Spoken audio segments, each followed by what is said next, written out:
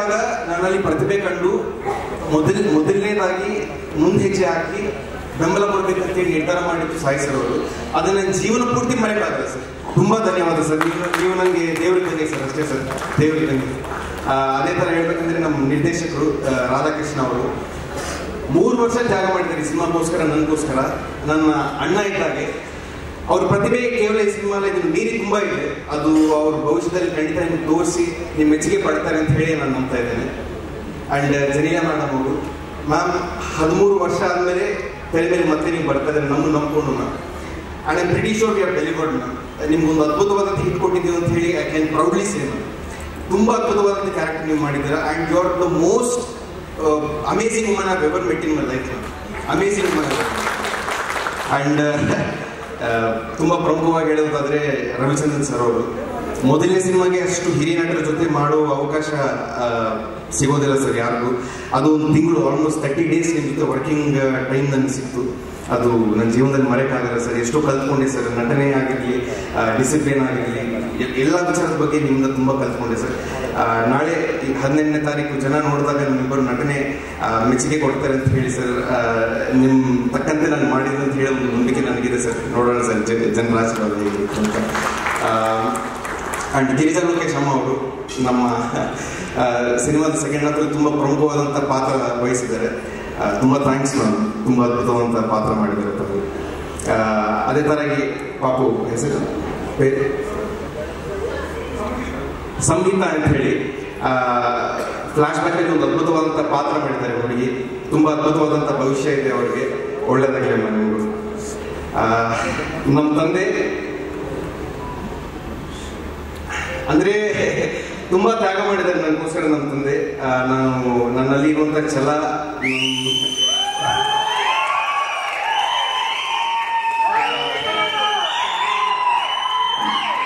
ನನ್ನಲ್ಲಿ ಛಲ ತುಂಬಿದ್ದೆ ನಮ್ಮ ತಂದೆ.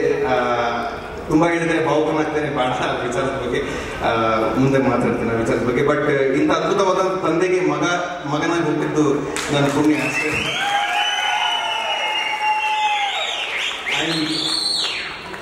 ಅದ್ಭುತವಾದಂಥ ದೃಶ್ಯಗಳನ್ನ ನಿಮ್ಮ ಮುಂದೆ ಇಟ್ಟಿದ್ದು ಸೆಂಥಿಲ್ ಸರ್ ಅವರು. ಅಷ್ಟು ದೊಡ್ಡ ಕ್ಯಾಮರಾಮನ್ ಜೊತೆ ಮಾಡೋ ಅವಕಾಶ ನಮ್ಮೆಲ್ಲರಿಗೂ ಸಿಕ್ಕಿದ್ದು ತುಂಬಾ ಹೆಮ್ಮೆ ಅಷ್ಟೇ.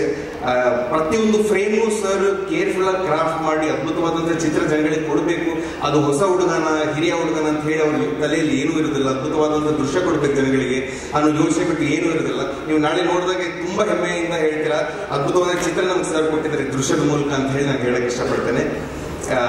ಅಂಡ್ ಇಲ್ಲಿ ಕಾರ್ಯಕ್ರಮಕ್ಕೆ ಬರಕ್ಕಾಗದೆ ಇದ್ದಿದ್ದು ಆಕ್ಚುಲಿ DSP ಸರ್ ಅವರು ನಮ್ಮ ಸಿನಿಮಾದ ಮೇಲೆ ಕೆಲಸ ಮಾಡ್ತಾ ಇದ್ದಾರೆ. ಆ ಕಾರಣದಿಂದ ಸರ್ ಅವರು ಬರಕ್ಕಾಗಲಿಲ್ಲ. ನೀವು ನೋಡಿದ್ರೆ ಅದ್ಭುತವಾದಂಥ ಹಾಡು ಕೊಟ್ಟಿದ್ದಾರೆ, ವೈರಲ್ ವೈರಿ ಅಂತ ಹೇಳಿ.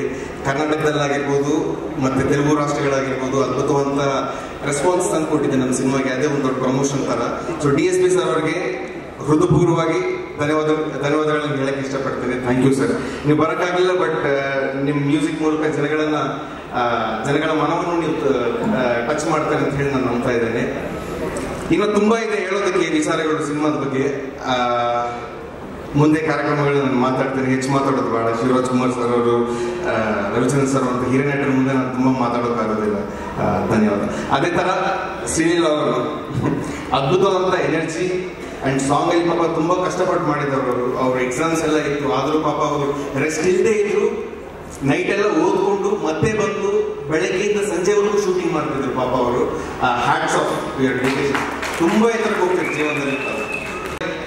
ನನ್ನ ಮಾತನ್ನು ಮುಗಿಸೋಕ್ಕಿಂತ ಮುಂಚೆ ಕರ್ನಾಟಕದ ಜನತೆಗೆ ನಾನು ಒಂದೇ ವಿನಂತಿ ಮಾಡ್ತಾ ಇರುವಂಥದ್ದು, ಅದ್ಭುತವಾದಂಥ ಕೌಟುಂಬಿಕ ಚಿತ್ರ ನಾವು ಮಾಡಿದ್ದೇವೆ. ದಯವಿಟ್ಟು ನೀವೆಲ್ಲರೂ ಆಶೀರ್ವಾದ ಮಾಡಿ 18ನೇ ತಾರೀಕು ಬಂದು ಚಿತ್ರಮಂದಿರಗಳಿಗೆ ಸಿನಿಮಾ ನೋಡಿ ನಮ್ಮೆಲ್ಲರಿಗೂ ಬೆಂಬಲ ನೀಡಿ. ತುಂಬಾ ಜನ ಎಫರ್ಟ್ ಆಗಿ ಮಾಡಿರುವಂಥ ಚಿತ್ರ ಇದು. ಎಲ್ರಿಗೂ ಒಳ್ಳೇದಾಗಬೇಕು. ನಮ್ಮ ಕನ್ನಡ ಚಿತ್ರನ ಬೆಳಿಬೇಕು.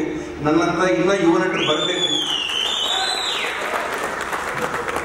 ಸೇಮ್ ಅದೇ ದಿನಾಂಕಕ್ಕೆ ನನ್ನ ಅಣ್ಣನ ಸಮಾನ ಆಗಿರುವಂಥ ಯುವರಾಜ್ ಕುಮಾರ್ ಅಣ್ಣ ಅವ್ರಿಗೂ ಸಿನಿಮಾ ರಿಲೀಸ್ ಆಗ್ತಾ ಇದೆ. ಅವ್ರಿಗೂ ನೀವೆಲ್ಲ ಬೆಂಬಲ ತಲುಪಬೇಕು ಅಂತ ಹೇಳಿ ಹೇಳ್ತಾ ಇದ್ದೇನೆ. ನನ್ನ ತಾಯಿ ಸಮಾನ ಅಶ್ವಿನಿ ಮೇಡಮ್ ಅವರು, ಅವರ ಆಶೀರ್ವಾದನು ನನ್ನ ಮೇಲೆ ಇದೆ, ಕನ್ನಡ ಚಿತ್ರರಂಗದ ಮೇಲೆ ಇದೆ ಅಂತ ಹೇಳಿ ನಾನು ಭಾವಿಸ್ತಾ ಇದ್ದೇನೆ. ಧನ್ಯವಾದ.